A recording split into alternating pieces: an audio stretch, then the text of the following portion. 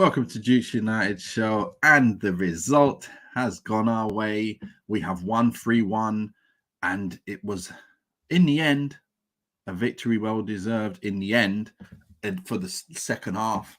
But in terms of the game, how it started and the starting lineup, bit of a joke. To be fair, we didn't play the best first half, to be fair. And Garth, I'm sure you are not happy with the first half either.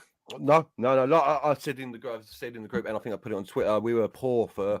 I'd go as far as 60, 65 minutes, mate. Yeah. If West Ham had better finishers, the game would have been done and dusted. No two ways about it. But the moment you saw that starting lineup, man, I don't know about yourself, but the moment I saw it, I was like, oh dear, this is going to be trouble. And the moment we started doing better is when he brought on the big guns. So, listen, like I said, we need investment in the squad in the summer. I'm not talking about £90 million signings, £100 million signings. We need a good 3 or 4 25 to 35 million pound signings, you know what I mean? Really bolster this squad because we've got a solid first team, like there's no two ways about that. So, yeah, you're totally right there. So when it comes to this, what I saw when the team started, the starting lineup, what I saw, and I was looking at it, I'm not sure if you watched us on there yesterday, but basically I was saying, yeah, you know what? What happens after extra time? I was asking about what happens in extra time. Is it straight to penalties? What happens? Because looking at it, I was like, look, we're going to draw 1-1. We're going to be drawing 1-1, and then we'll have to bring on our big guns to clean it up and win the game. I was hoping that was the case, best case scenario, but in the end, we were losing 1-0. And I was also thinking of the possibility of that, but I did think it would be 1-1 and then we'd win in extra time. Believing that as soon as the big boys come on, we'll start gaining control of the game again. And I was mentioning about the Leeds game where we didn't have control until we had Martinez on. And it was one of them things, Garth, another one. I just couldn't see Ten Hag putting both of them back in together at the back, like Lindelof and Maguire and McTominay, to just reproduce what happened last year. You can't put them all in. Martinez has to be that one cement at the back to be able to marshal everyone else. If you don't do that, you're big trouble. Big trouble. Yeah, no, 100%. This is what I'm saying. Like our first team, solid.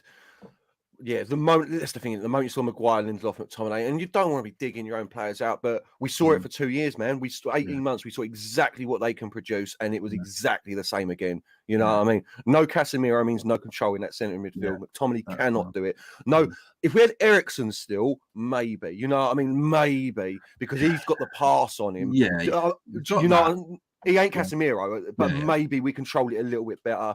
Sabitzer, I'm still liking Sabitzer. I really am. But yeah, you just know what's coming with that back line, man, with them two at the back. Do you see how slow they were? Who was it that run past them? It wasn't for the Antonio. goal.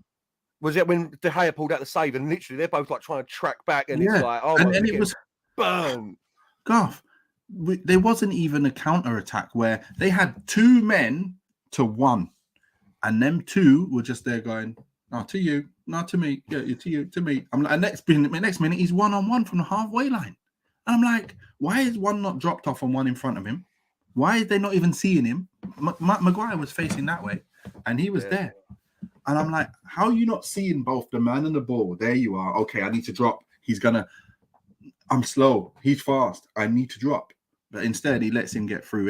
And that's the bit that was a bit soul destroying there, you know, because you want to be able to defend them kind of opportune things that happen. But Fitz, what's happening? My good friend from when I was young. Morning, gents. Yes, Fitz. Good to see you. But yeah, look, without a Martinez in there, the team is totally different defensively, and without Casemiro in there, because look, these people are specialists in their position. The word specialist means a lot, and if you haven't got specialists in each position, that's when you're in trouble. We had none at the back in centre back spots, and we have no one in the central defensive midfield, and that's why you can only pick on your finger players who were specialists in that position. Before Casemiro is Carrick. Before Carrick, Roy Keane. Who else is there that you can go, was a general in the midfield who knew how to pull? Eric Jemba. So good their name twice. This is the problem. There ain't too many of them out there that can do that job. So And this is why he's going to have a job in his hands to go and find another person who's going to be the understudy to Casemiro. And the one person who I really like is Camavinga, but he's gone. He's I was going to say, all right, mate. I honestly don't know who's out there in that role, man. Like, I need to do a bit of research on it because, basically the ones that you would say, they're gone, mate. Like you say, the Camavingas of this world, even the Tushamanis of this world. Kante's 31, so he ain't doing it. Declan Rice. He's the other one. He's the only other one that I can look at and go, yeah, he could play in there. Is he even though the same sort of player as Casemiro? You know, Declan Rice to me is an out-and-out anchor man. Like he's an anchor man, Declan Rice, you know what I mean? Whereas Casemiro, the new thing is people say, well, Casemiro's the best DM, but Thomas Partey's the best box-to-box midfielder in the league. I'm like, Casemiro's a box-to-box midfielder, man. He can do everything. He can do everything. You can do everything, absolutely everything at the highest levels as well. Yeah. I'm not seeing a midfielder who has all of that. Like, like before, the Roy Keanes of the days where they used to be like defensive, then do their little bits in attack. And then when they do get a chance, they do hit the target and are very good with it. So yeah, James Swinback says, big up legends. Nice to see you, mate. Did you see Casemiro when he was that free kick and he was standing on the penalty spot? He was like right here, mate. Yeah. And he got it as well. He didn't score, but he got it as well. Just bouncing off there, mate. He's a beast of a player. You know what? It's so funny because we had the free kick that went in swinger, and I was I think Casemiro's going to get his head on this. And I was like, yes! And then it was like offside. I was like, no! Got it wrong. I got it right, but then obviously it wasn't a goal. But so how long did they take with that offside as well? It's so blatant. I was like, mate, you just got to go, that's offside. Like VAR, one check, you're done. But you know what? I think the amount of times now where we thought something was offside and it was on, and this one there was completely off. Yeah, it's so blatant, mate. So yeah, I get that. So anyway, let's go back to the game. I think we started off pretty lively in the first 5-10 minutes. And then after that, I was like, we haven't scored yet. And we haven't got players on the field that look dangerous to score, apart from Garnacho flittering in and out because he's got other type of players around him. He's not getting that ball as quick.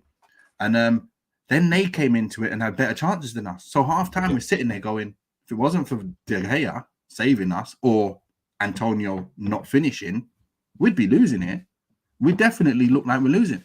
And then we were losing, 1-0. And half time, I was like, listen, I actually said, I don't know if you saw, I went on the phone, I said, Eric, you got to bring on Casemiro, Lissandro, Rashford to win this. And do it now. And the minute Lissandro comes on, changes the defense. We have a little, it was Casemiro first, changes everything. Straight away, first time passes, beating the defense, beating the press. Straight in. And then when Lissandro comes on, if you noticed, Casemiro's finding Garnacho so quick with quality, it allows him to get one-on-one with no one. It's one-on-one. The player can't get back and help. And now it's all the time. You're just getting chances to cross it in, getting chances. I was like, we're going to come back. We're going to come back. And we did. And we did very well, to be fair. Once we brought the three people on, Garth, how did you see the game after we brought them all on? I'd like to say, Casemiro, I think you just put it down ahead. He came on at half time, didn't he, Casemiro? 45 he came on. It weren't great for him until Martinez and Rashford came on about the 60th minute. And that's what I'm saying. It weren't until then, when them three were on, all of a sudden we look like a cohesive unit again. Yeah. And I think you're right. I think Martinez complements Casemiro so well because they trust it. Clearly, they trust each other to receive the ball and make a good pass. I mean, listen, Martinez did get burnt for. Yeah. Martinez got burnt for. Just as he came on against Antonio. Yeah.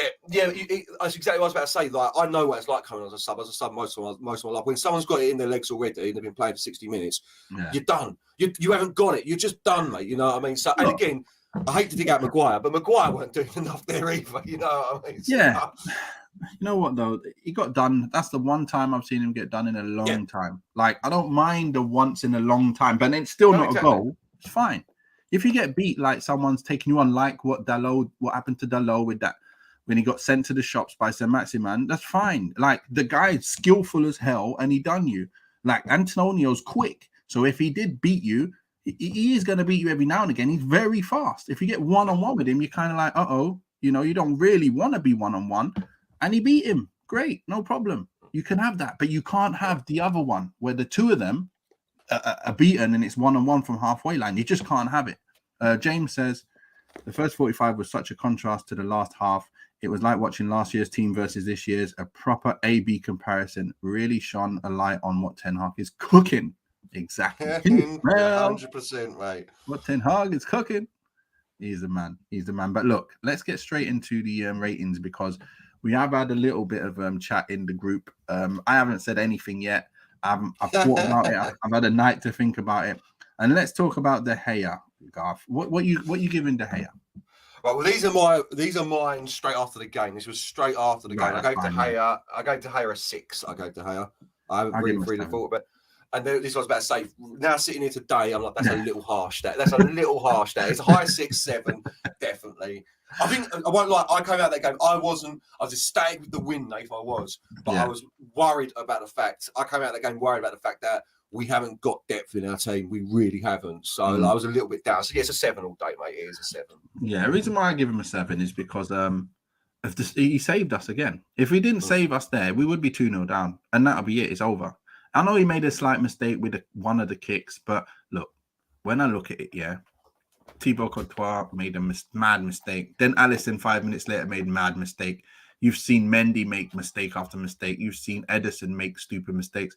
Like, everyone makes stupid mistakes, but when it comes to shot stopping, this guy is the man. Like, you can't deny that. And he saved us again. The amount of times this guy saves us. Like, I'm going to forgive sometimes little mistakes, especially if they don't lead to goals. I mean, you can give it, obviously, the result, his stats will go up and down based on the amount of mistakes he does. But look, I think he deserves a 7.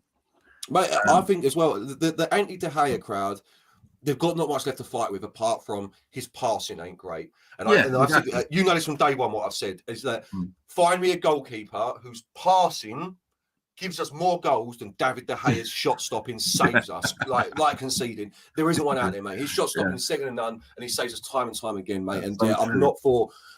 I wouldn't replace him. Still wouldn't replace him. If the rumours are true, and he's willing to sign a 200, reduce his wages by nearly half. All day. Yeah, get him sorted. James says if Antonio scores those goals, we're in huge trouble. Huge saves from David. Exactly. Shout. So he gets a 7 from me. Dallo. Weren't his best. That's a 6 for Dallo, definitely. I'm not changing Dallo's 6 either. So that was a 6. It's a shame since he's come back from injury. He's looking sluggish, man. He clearly one of them players that, a bit like Luke Shaw, it takes him quite a while to get back into. They don't come back exactly the same, you know what I mean? But it's there. He's all right. 6. Yeah, he did okay. He didn't set the world alight defensively or attacking wise. He just was okay, and that's why you give him a 6. And again, working with Lindelof, Maguire. It was a bit tough. It was a bit tough to actually stand out as well. So, yeah, a tough one. What about? Let's go with Is that Maguire? Oh, I've already done it. To be fair, mate, you've given him. I'm the same. It's a high 5, low 6 for me, man. So if you've given him 6, I'm on the 6 with you, bruv. It wasn't a bad performance for him, but again, what's the word I'm looking for? His abilities, or lack of abilities, shone brightly yesterday again. So his lack of speed and his lack of awareness for a centre back is just it's just not great. So yeah, 6. It's not a bad score either. Before anyone thinks I'm digging him out of 6, you know what I mean? James Dixon says 1 more game, then a Wembley trip. 1 down. Yeah, it's semi-finals, isn't it? Semi-finals at Wembley. I'm telling you. I gave him a 6. Due to the fact that obviously the letting Antonio in that easily made him lose a point. If he didn't do that, I think I would have given him a 7. He wasn't bad. He was just okay. But that's the difference between the top and the kind of middle of the Premier League players. And that's where you can't afford to have that happen. If you're trying to win leagues and stuff, you can't have a team like these boys doing that. So, he did okay. He did all right, and that's why I'm giving him a 6. So let's. And I've said this before as well, Nick. I'll say it again: if he's willing to take this role on at Man United and just be the third choice centre back, I'm happy with him being in the team. I really am, because he's not rubbish. You know, what I mean, he's like fair enough, but he can't be a first choice centre back for Man United anymore. Yeah, that's for sure. As for Lindelof, what are you giving him? I'm trying to find him while you're talking. Go on. It's a 6 for Lindelof as well. It's the same. Lindelof's getting exactly the same rating. And it's almost exactly the same comments, Nath. You know what I mean? I think Lindelof's better than Maguire, but he's still got frailties when he's playing at the back. He's a player who clearly does need a centre back next to him that marshals him about. You know what I mean? So he's all right. 6. I agree. Totally agree. 6. Malacia. What do you give him, Malacia? It's a 6 as well for Malacia. But again, it's a better 6 than the other 2. It's just he's young. You're going 7. I can see it. Yeah. I like it. Yeah, he did. I thought he did well. But go on, carry on. You say. Yeah, I like his energy. I like what he does. His passing is good. I just I can see a 7. It's a high 6 for me, though, definitely. He had a decent game again, and he's growing into this team. At his age, he's a great option for this squad for the next 5 years. Great option. Well, that's the thing for me, especially second half. Like first half, he worked hard and done what he needed to do, but second half, he was one of our better players as well. I felt like he won good challenges. He got on the ball. He won quite a few challenges in a row as well. And he kept the ball out getting out of trouble, and he was just energetic. So I just thought, you know what, he's having a good game today. So yeah, I gave him a higher score than he has been having recently. He had 6s and 5s, and I think yesterday was one of his better games, a slightly better game. That's fair. It's fair. So yeah, McTominay. It's a 5. It's a 5 for McTominay for me, and it's got nothing like that. Is his level. Like, and I'm not trying to be harsh about the geezer. There you go. Yeah, copy me again. There's a group of Man United fans that feel like on Twitter and stuff that act like you're digging players out when you give them a 5 or a 6, and it's not. He done all right, but he did not control his game at any point, and he's slowly drifting into one of them players, which is like, you do nothing, mate. Like you're just a body on the pitch. Like you run around, you put the tackles in. But I can't expect you to actually move this team forward at any point. But again, a great option off the bench for us to see our games. You know what I mean? Last 15 minutes, you want to get a battler in there. So I'm not saying you should leave Man United or anything, but it's a 5 for him for yesterday. Yeah, I think he didn't affect the game as much as we want him to. He's gone in there to do what Casemiro does defensively and try and move the ball from defense to midfield, and that's something he just can't do. He hasn't got that speciality inside him. So trying to get him to do the best job he can, then you got to, obviously he's in that position to do what Casemiro does, and you can see it was not there at all. And that's why we were the team we were last year and the years before, is because we didn't have a specialist and we were crying out for one, and we see the difference when you have one and then when you don't have one. And yesterday's first half is exactly that. We couldn't gain control of the game, and it was McTominay whose position was the reason why. So he has to get a 5. He actually done okay at times as well. With some of his passing was okay out to Garnacho early on in the game. But then that was really it. There wasn't really much else after that from him. So yeah, I'm giving him a 5. Sabitzer. Yeah, and so just on that as well, I think we need to remember as well, yes, we won 3-1, but that is a very flattering scoreline for the game that we played. We were lucky to come off 2-1. So just because we won 3-1, I'm not going to give everyone an extra point just because we walked off the pitch with a win in the end. So, exactly. Who's next, sorry? Sabitzer. I like Sabitzer, but it's a 6 again. He didn't really... If he'd scored that goal, then you might be like, because a lovely shot from him, you know what I mean? The great save from Aurelia. But he didn't control the game. He isn't that player. He is... he's a centre mid. If ever there was a centre mid, you know what I mean? Good passing. You can tell the quality he's got in his abilities, and I would love to sign him in the summer. I really would. But again, not an influential performance from him yesterday. Yeah, it's one of them ones where I just want to see him playing with Casemiro more often. I know it was the last 20 or something, but I think the game had already, it'd already been decided how well he's going to play. Like for the minutes he played, it's like he was just non-existent once the better boys come on. I want to see him start with the better boys and see how he gets on, because I believe he can be like a player that's similar to what Eriksen does. And when the rest of the whole team is there together, I think he can do a good job, man. Because the way I've been saying Donny, I want Donny in there as well. Like when the whole team's there, not with the second string. I think Donny doesn't have the robustness of a Sabitzer. And that's the difference, where when you're not on the ball, you can't be able to be ran past. I think on the ball, Donny's got a bit about him. But then off the ball, that's the only thing that I'm going to question about him being able to do it. And I believe Sabitzer, he has the grit side of him and the work rate to stop people. That is going to be something that we need here. So James says really likes a bit, so feels like he'll fit in well. Exactly, he does 100%. fit in well. Next man up, Garnacho. Yeah, he scored the winner. Well, not the winner, but you know what I mean. But it wasn't the most, again, influential game from him throughout. He wasn't setting the world light, but this is him. This is the player we've got. This is what you got to remember with Garnacho going forward, I think, is he's always going to be able to light up one moment, one moment of magic. So it's a 7 for him for me because of the goal. I'm not going overboard. Yeah, I'm not going overboard, like throwing out 8s and 9s for him. You know what I mean? No. It was a lovely finish, Dave. You're a striker, mate, and you coach strikers. So talk us through that finish, mate. The touch. Yeah, you know what? I was looking at it and over the replay over and over. I said that's a great touch because he touched it outwards a bit as well. He didn't touch it straight, where he had less of an angle and the keeper could save it. He actually touched it with the bottom, with his studs, and it was a little bit angled outwards. So we found even more of a whip to the bottom corner where the keeper could not get his hand on it. So it was lovely. I was like, perfection with your touch and great finish. And that's what you want. That's what you want from your wingers to be able to do. Something that I want from my other winger to be able to do. I was just about to say, Nathan, seeing that yesterday highlighted what I think you're talking about with Anthony and his left foot. That he doesn't have that. He's got a power shot in him, which can go in, and a nice bit of curl, whereas Garnacho's actually got the class to do that. I think Anthony's got it. I just think he needs to find it. But I think, to be fair, I think Garnacho's just one little bit higher than him in terms of the finishing. One little notch. I think he's like at a 7.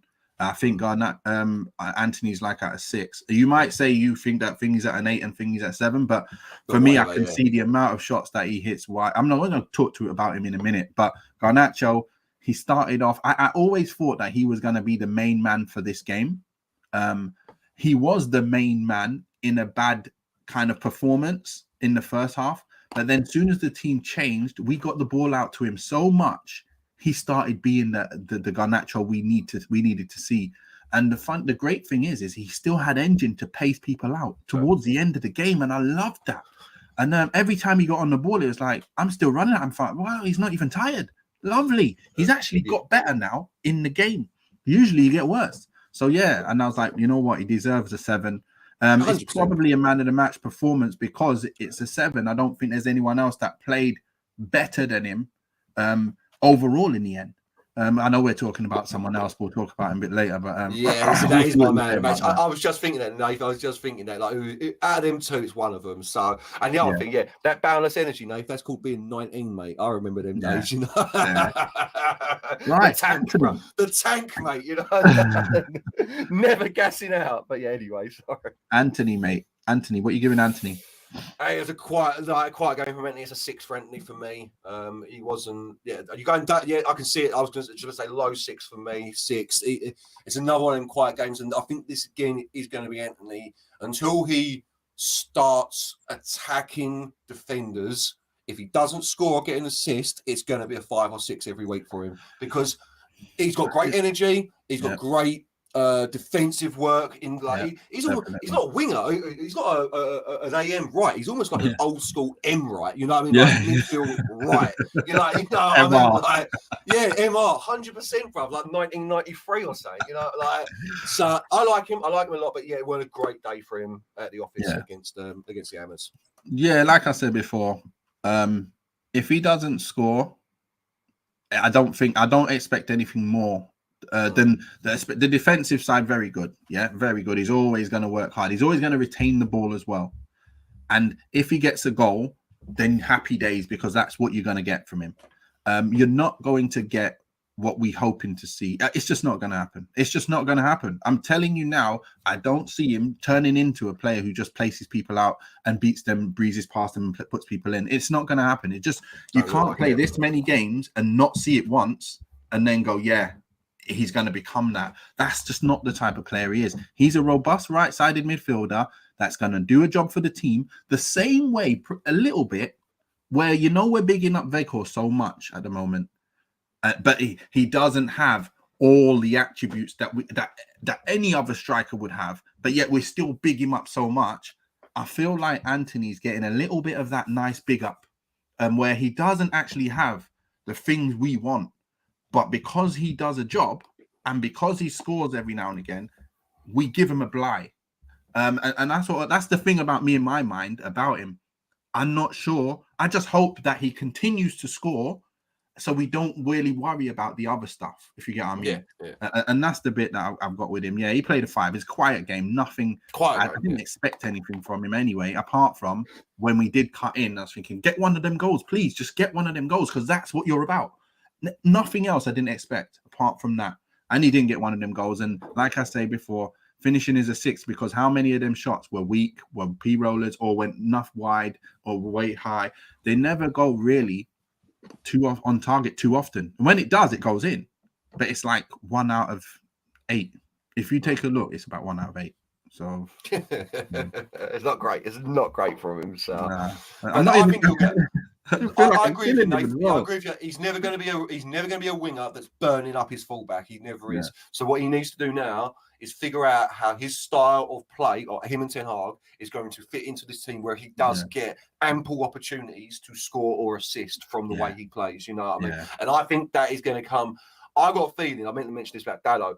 That is why Ten Hag is playing Dalot instead of Aaron Wan-Bissaka, because Dalot offers just a little bit more on the overlap to give Anthony a little bit more space and time. You know what I mean? I want to see that as well. I'm still waiting to see it. I'm still waiting to see more balls in the box from him overlapping and him coming inside. The one good thing is he had about 3 or 4 opportunities to shoot. And I was like, come inside, shoot. Come inside, whip it. Do the whip. I'm like, if that happens in every game, you've got 3 opportunities. If he works on that in training and he scores one of those 3 every game or every other game, we got a winner. That's on to a winner. Yeah. You have to be efficient at what you do best. And that's what he does best. It's not efficient enough at the moment. But anyway, let's move on. Bruno. Do you know what, Bruno? This is a weird one for Bruno, because he was very wasteful for quite a while. But then after we scored, he was the best player on the park, mate. Running everything down, doing everything he possibly can. So it's a 6 for me for Bruno. It could have been lower. It could have been a 5. Exactly.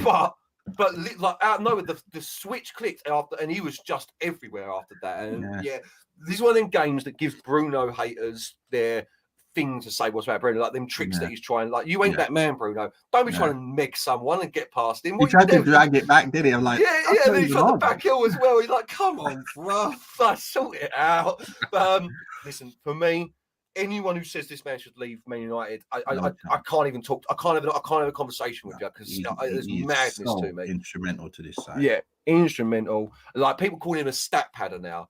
Like, and I hate that term. I hate the term stat padder though, Dave. I hate How can you be a stat padder in football? Because he only does it against Burnley. He only does it. It's like, no, he don't. No, like... Okay, what I'll do then is I'll only set up 1 goal against Burnley when I get 5 chances to put people in. All right, that's what I'll do. I'll stat pad. What I'll do is I'll just chill and wait, and then at will, I'll just set people up all day. Come on, man. That is stupid. Yeah. Look, he had a quiet game. He picked it up towards the end, and he gets a 6. You know, it's one of them ones where, like I say, you need all of the like when you change that amount of players, you end up losing the chemistry a little bit. And again, you not only lose the chemistry, but you've not got a player who's potent in front of goal. So you've got the right side who scores 1 out of 10.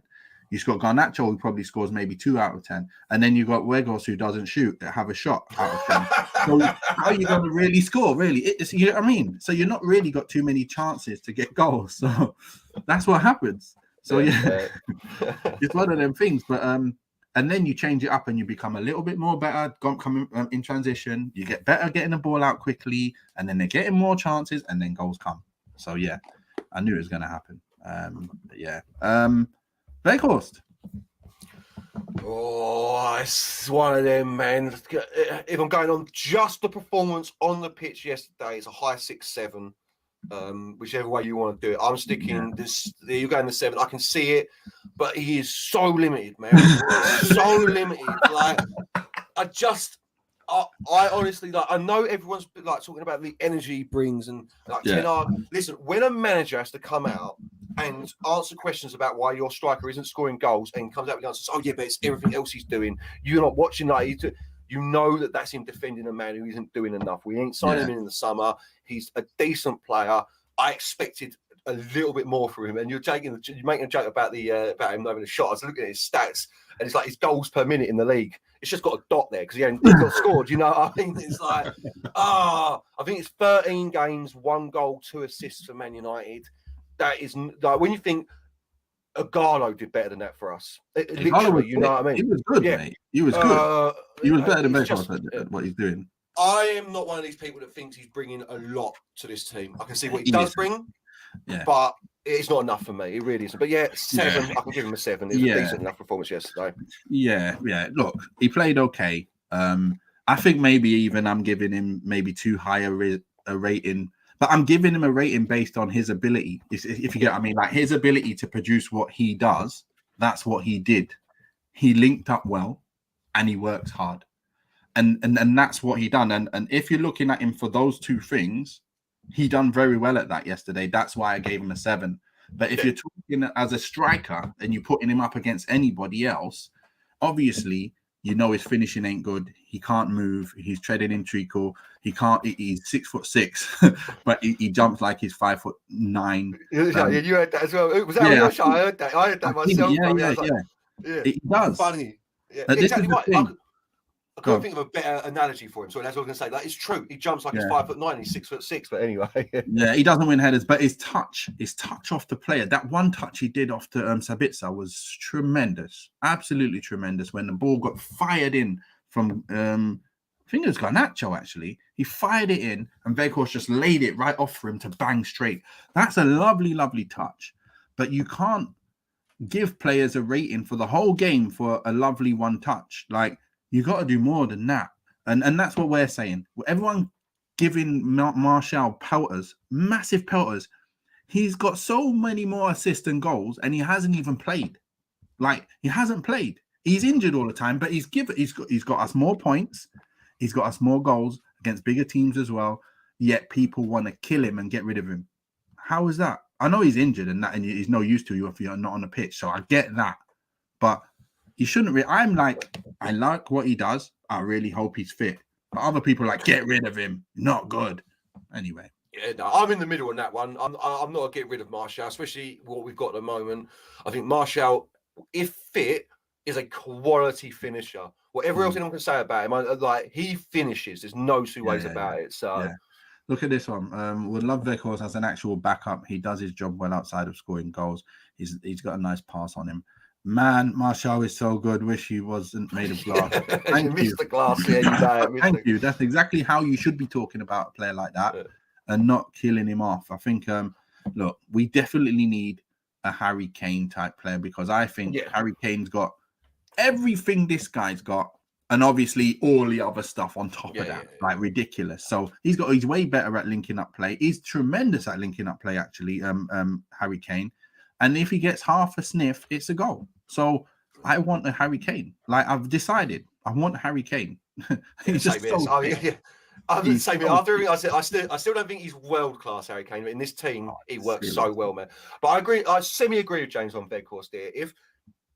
If you were talking like 3rd choice striker and something different, different option. Like, we're 0-0 with 20 minutes to go. Throw him on, get some balls into the box. Then I can agree with that. I can agree with that. You know what I mean? But not as our 2nd choice. I don't want like us to have Harry Kane and then Weghorst as backup. Like, I need another striker in between that. A buffer striker, if you will. You know what I mean? So. We were talking on the paddock yesterday, and it was like, would you like to have like a Harry Kane in and then Martial comes in that is fit next season, and then you've got him who comes in games like this, and then Harry Kane plays in the games like Saturday. Imagine that, where he wouldn't have to have a workload, and he hopefully wouldn't be injured for so long, and that's our 2nd choice, not our 1st choice. That's what I want to see. If you're talking about options, and then Weghorst maybe the 3rd choice if he gets injured. That's what I mean. 3rd choice would be good in the dressing room, etc. Yeah, he's a good player to have around anyway, and he does link up well. And sometimes you do need a link up, but again, you want to link up and goals from a striker. You can't just have link up, and that's what you're talking about there, isn't it, Gar? So exactly. Quick question though, Nathan, on this one.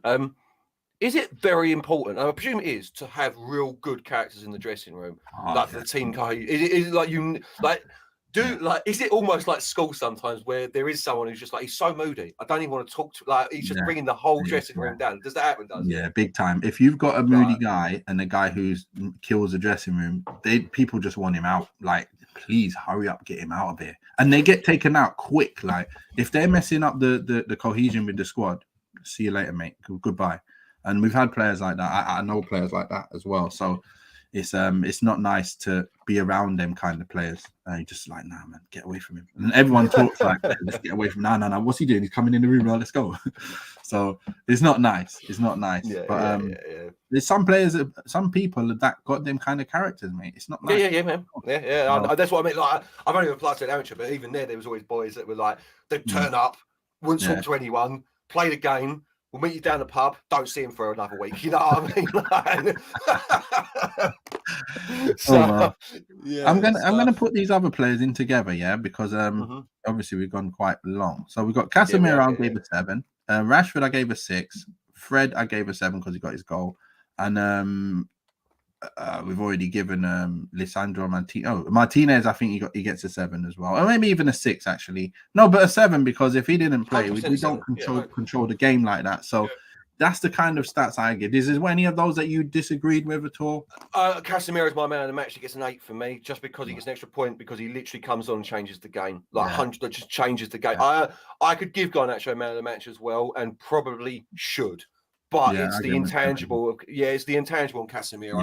Literally, the whole game shifted. The moment he came on, 5 minutes after he came on, the whole game shifts, man. And we start going. One last point I wanted to ask. I was just thinking this, Nathan. It'd be lovely if Mikel Antonio was like 28, because I could see him working in Man United's team very well, bro. Yeah, he's like a robust striker, isn't it? Like a player who just work hard and just do what Weghorst is doing, but probably at a more dangerous level, where he just gets through often and gets chances. You're right. He could. Yeah. But I think we missed it. We're not going to get him now. He's 33 now, mate. He's 30. He's almost mate, he's 32, 33, mate. Yeah, right. That's what I say. I wish he was 28. You know what I mean? And maybe cheeky 15 mil for him. So. But look, the big man, Erik ten Hag. What are you giving him today? Again, we keep coming down this. He makes the subs and we win the game. Is that a 10? Like, I don't give 10s to people. Yeah, look at the whole thing. You got to look at the whole starting lineup. Exactly, the starting lineup. So it's an 8 for me. It is an 8 for Ten Hag for me. So, but in reality, he's done his job. Like, you know what I mean? Yeah, the first teams that started weren't good enough, but then he's like, change it up. We win 3-1. You're like, mate, his subs, his tactical now. Yeah, his tactical now is clearly second to none. It's out of this world. So yeah. He knows what he's doing, mate. And like a lot of people would have probably wanted to take Garnacho off. We was talking about it. I was saying take Anthony off and keep Garnacho on. And then when they said the other way around, I was like, maybe yeah. And then obviously I was like, bring them 3 on, but who comes off? I was thinking, who's going to come off? And I couldn't think about who could come off. And but look, the guy starts with the wrong team, let's say, because we did go 1-0 down. Could have been 2-0. Could have been too late, too little, too late. But the in-game management brings his stats back up. Let's say if that didn't start like that, he would have a 10 because he did everything correct. The great thing is, again, though, he's rested legs for the next game. These players only play 45 minutes. It's like a training session. 45 minutes is training. Like, you're not going to be fatigued. You're going to feel fine. You can train. You can play the next day because you only played 45 minutes. So Casemiro's not going to be tired at all, and nor is any of the boys. They don't need no rest, no nothing. They're set. They could come in, have a warm down today, and then some training and tomorrow morning, some set pieces and stuff. That's it. There ain't even big training tomorrow, today and tomorrow. It's not going to be nothing. Then Saturday, again, what they're going to do. So they're going to be fine. He's managed the team perfectly. Shaw is going to be back in. Probably Aaron Wan-Bissaka is going to be back in because you've got some big boys to play against. Especially you want to keep Nunes quiet. We got some. It's a big game. This one. This is the one potential banana skin now. I'm calling Liverpool banana skin nowadays. Yeah, 100%. It's the one potential banana skin for the rest of the season. I'm looking at going. I hope we destroy them and they stay the team that they are. I hope we can get a win over them. It's the only potential game where they could beat us because Anfield is no joke. Yeah, it's Anfield, man. No Liverpool is still Liverpool, man, and they're just getting back into form. I love the confidence, mate. They're just getting into form. Listen, we'll do the pre-match for you. I think we do beat Liverpool at Anfield. I really do this time. I do. It's still Liverpool at Anfield, man. Even when we were at our worst, no one wanted to come. Like the big teams don't want to come to Old Trafford because they know, the littler teams, then there's different matter. But yeah, I can see a scraped victory. It's not going to be an easy victory. I think it's going to be a 2-1, 1-0. Yeah, 100%, mate. Yeah. But we're going to win. I believe that. Look, man, long may this football continue. It's not even just the results. It's the football we see with our first team playing is so lovely to watch. It's so satisfying. That's what football is right now. Man United is satisfying me watching every single week. I can't wait to see a Man United game. And I'm loving the fact that there's 2 games in a week every week instead of waiting every weekend. It's a nightmare. Big week as well, mate, isn't it? Liverpool, Real Betis. I think we've got Southampton, then Fulham in the FA Cup, mate. So big, 10 days for Man United, mate. Oh, lovely. Yeah. All I can say is lovely. Thank you guys for coming in the comments. Gar, thanks for giving your opinions on every player and everything. Pleasure, mate. What's Mark Smith saying? We could do with a big against them. They'll be up for it. Well. Yeah, look, big win. We'll get the win. We will get the win, I believe. But it's going to be tight. So, but anyway, thanks a lot for joining us. We are looking to come on tonight at 8 o'clock to talk about some interesting things that are going on this week. So, join us at 8 o'clock and we will see you shortly. Peace out.